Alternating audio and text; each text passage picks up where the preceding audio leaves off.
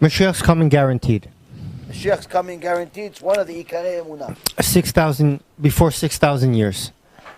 No. What's the question? Is it possible that, does it depend on something? Does it depend on us? Mashiach coming? Yeah. So what is the, okay, you could already pass the microphone to the back. I'll answer your question. Because it's all the way to the back to the other one.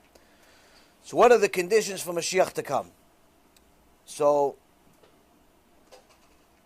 there is a Gemara in Masechet Sanhedrin says that En ben David ba ela el dor shekulo zakai kulo chayav. The Gemara says that Mashiach is not going to come until there is a generation of fully righteous or fully wicked. So Chamim say it's not possible that the entire generation is going to be righteous, or vice versa, that the entire generation is going to be wicked. There's always going to be a little bit of both. So then the Chachamim explains it's not saying that everybody has to be righteous or everybody has to be wicked, but rather that it's going to get to a point where Hashem is going to put every single person to the test, that they have to pick a side.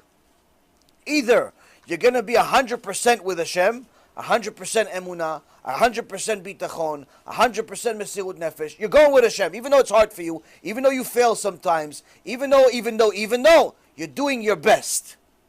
But truly your best, the best that HaKadosh Baruch Hu created you to do. Or you completely give up everything. You start eating pork, you start driving on Shabbat, you walk around immodestly without a care in the world, you start doing all types of things that are against Hashem, even if you know it's not right. You do it anyway. Why? You don't care.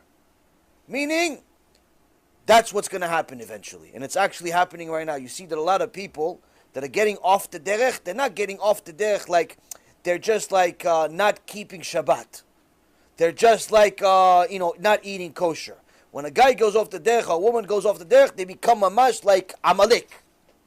They start making websites against Hashem, websites against the Torah. They start going out with all types of non-Jews, all types of things. They mamash become Amalek, worse than the Nazis. It's like they take revenge against Judaism.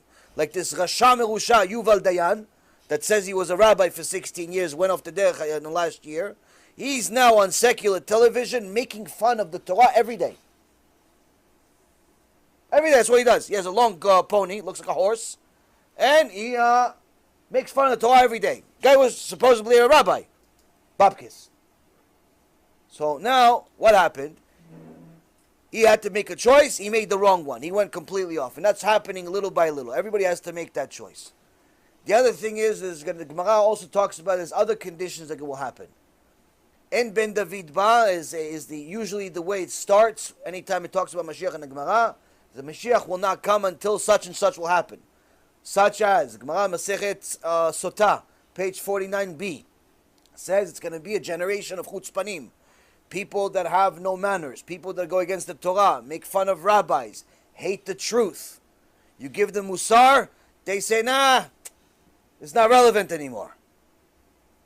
You show them a source in the Torah, they bring it to their Barbie doll rabbi, the Reform rabbi that calls himself Orthodox. Say, Rabbi, is this true that you're not allowed to waste seed? The rabbi says, no, it's not for this generation.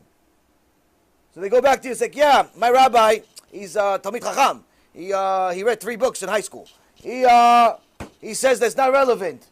That wasting seed. Even though it says in the Torah it's not allowed. Even though it says in the Gemara it's not allowed. Even though it says Shulchan Aruch it's not allowed. Even though there's 1.5 million different books talking us that's not allowed. No, my rabbi that read 3 books in high school, he says no, it's okay. It's going to be people like this. Zohar Kadosh says the vast majority of the rabbis in the last generation before Mashiach will be Reshaim, will be Erev Rav. Also Gemara Masechet Sanhedrin says that En ben David ba, that Mashiach will not come until everyone's broke. Everyone's going to lose all their money. Currency will lose its value. So everybody that's saving up for a rainy day, everyone is saving up for that 401k, for the retirement, for the 3rd, 4th, 5th, and 17th house, all that stuff, just so you know, before Mashiach comes, you're going to lose everything. And you're going to regret the day you were born. Why? Because you could have used that money to help Am Yisrael do tshuva. That's also going to happen. I can tell you, I have already given a shiur about how all of that could happen in 5 minutes.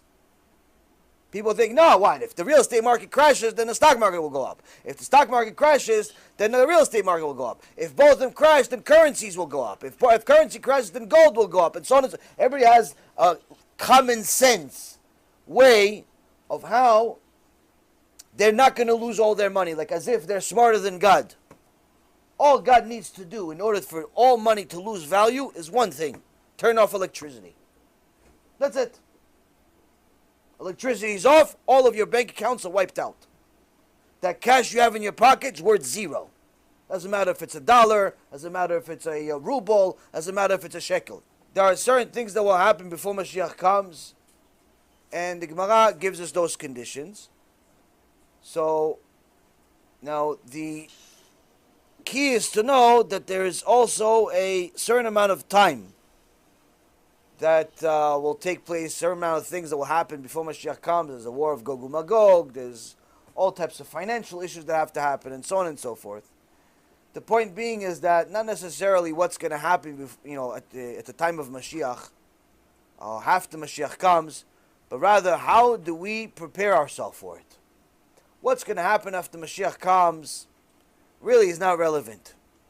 The Rambam writes that you should not spend too much time learning about what's going to happen when Mashiach comes. Why? It will not help your servitude of HaKadosh Baruch Hu. All you should do is learn how to serve Hashem.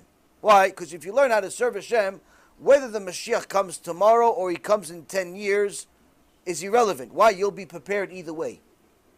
So that means if he comes, you'll be one of the few that he'll save. And that's really the most important part to learn about Mashiach. So with that being said, there's a few shurim that we've discussed Mashiach on. You could learn more information about it